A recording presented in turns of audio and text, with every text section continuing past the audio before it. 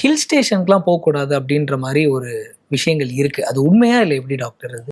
இல்ல ஜென்ரலாவே வந்து இந்த மாரி எக்ஸ்ட்ரீம் இருக்கவங்க அதுக்கு ஒரு ப்ராப்பரா ரெமெடி எடுத்துட்டு இருக்காம ஹை ஆல்டிடியூட் போறப்போ லோ ஆக்ஸிஜன், அவங்களோட ஹார்ட் கண்டிஷன் இல்லாம இது மாரி ஒரு ஸ்ட்ரெஸ் ஆகும். அவங்க வந்து கிளைம் பண்ணாங்க, ட்ரெக்கிங் போறாங்க, ஏதாச்சும் ஒண்ணு பண்ணாங்க, ஆக்டிவிட்டீஸ் பண்றாங்க அப்படின்றப்ப இது பிரெசிபிட்டேட் ஆகிறதுக்குலாம் நிறைய வாய்ப்பு இருக்கு. ஓ! ஜென்ரலாவே வந்து. ஸோ அதனால வந்து நம்ம வந்து இதில் ஃபிக்ஸ் பண்ணிக்க நிறைய விஷயங்கள் இதில் நம்ம துடி பத்தி பேசின எல்லாமே வந்து ஒரு ஃபிக்ஸ் பண்ணக்கூடிய ஒரு பர்மனெண்ட்டான ஒரு சொல்யூஷன் கொடுக்கக்கூடிய ஒரு ப்ராப்ளம்.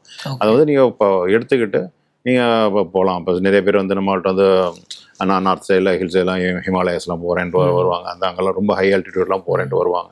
இந்த ப்ராப்ளம் இருக்கிறப்ப வந்து என்னென்னே தெரியாமல் என்னென்ன டயக்னோஸ் பண்ணிக்காமல் ஸோ போய் அங்கே போய் மாட்டிக்கிறப்ப நிறைய இடத்துல உங்களுக்கு ரெஸ்க்யூ பண்ணுறதுக்கு ஹெலிகாப்டரில் தான் ரெஸ்க்யூ பண்ணுற மாதிரிலாம் ஆகி போயிடும் சில இடத்துல ஹை ஆல்டிடியூட்லலாம்.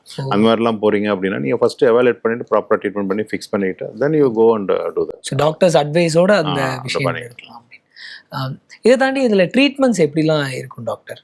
ட்ரீட்மெண்ட்ன்றப்ப நம்ம வந்து சிம்பிள் வந்து இந்த லோ ஹார்ட் ரேட் வந்துச்சு, தேவையான அளவு மனிதனோட இதயமானது துடிக்காமல் தேவையோட குறைவாக துடிக்கும் பொழுது அதை நம்ம துடிக்க வைக்கிறது மட்டும் ஒன்றும் மெடிசின்ஸ் கிடையாது. அப்படின்றப்ப நம்ம வந்து ஆர்டிஃபிஷியலாக வந்து மனிதனோட இதயத்தை வந்து நம்மளோட மின் தூண்டல் குறைவாக உற்பத்தி ஆகும் பொழுது அது வந்து நம்ம உற்பத்தியை கூட்டுறதுக்கு மெடிசன் கிடையாது. அதனால் நம்ம வந்து ஒரு பேஸ் மேக்கர்ன்ற சொல்லுகின்ற ஒரு பேட்டரி ஆப்ரேட்டர் கருவியை பொருத்தி அதுலேருந்து ஒயர் மூலயமாக நம்ம வந்து ஹார்ட்டோடுக்கு பேட்டரியிலேருந்து கரண்ட்டு போய் ஹார்ட்டை ஸ்டிமுலேட் பண்ணி மெயின்டைன் பண்ணோம். இதுதான் பேஸ் மேக்கர்னு சொல்கிறது. ஸோ இதுதான் வந்து மனிதனோட குறைபாடுகள் இருந்தாவே அது பிறந்த குழந்தைக்கும் இருக்கலாம், இல்லை மிடில் ஏஜ்லேயும் வரலாம், இல்லை ஓல்டு பீப்புள்லேயும் வரலாம். எந்த ஏஜ்லாம் வந்து நான் சொன்ன மாதிரி ஜெனட்டிக்காக இருக்கலாம், டெவலப்மெண்டல் ப்ராப்ளமாக இருக்கலாம், இல்லை ஓல்டேஜ் டிஜெனரேட்டிவ் சேஞ்சஸ்னாலே இருக்கலாம். பல்ஸு குறைய ஆரம்பிச்சிச்சு அப்படின்னா அவங்களுக்கு பேஸ் மேக்கர் போட்டு நம்ம கரண்ட்டை கொடுத்து தேவையான அளவு ஹார்ட்டை துடிக்க வைக்கிறதுனால மூலயமா தான் அந்த ப்ராப்ளத்தை சால்வ் பண்ண முடியும். இதே வந்து பல்ஸ் அதிகமாக போகுது, நம்ம ஏற்கனவே டிஸ்கஸ் பண்ண மாதிரி தேவையே இல்லாமல் திடீர்னு 150, 200, 250 இது மாதிரிலாம் போகுது, படாட போகிறது அப்படின்றப்ப நம்ம யூஸ்வலாக வந்து அதுக்கு மருந்து மாத்திரைகள் இருக்குது கொடுக்குற பண்ணுவோம். பட் அன்ஃபார்ச்சுனேட்லி இந்த மருந்து மாத்திரைகள் அந்த அளவுக்கு எஃபெக்டிவாக இருக்காது.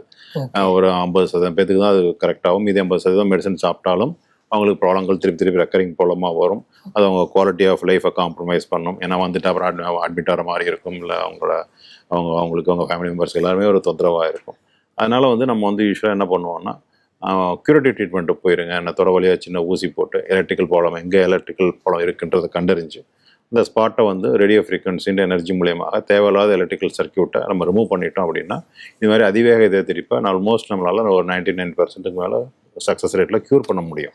எஸ்பெஷலி நம்ம சின்ன வயசில் வர்றது, மிடில் ஏஜில் வர ப்ராப்ளங்கள் எல்லாத்தையுமே வந்து நம்மளால் ஒரு 99% சக்ஸஸ்க்கு மேலே அதெல்லாம் க்யூர் பண்ண முடியும்.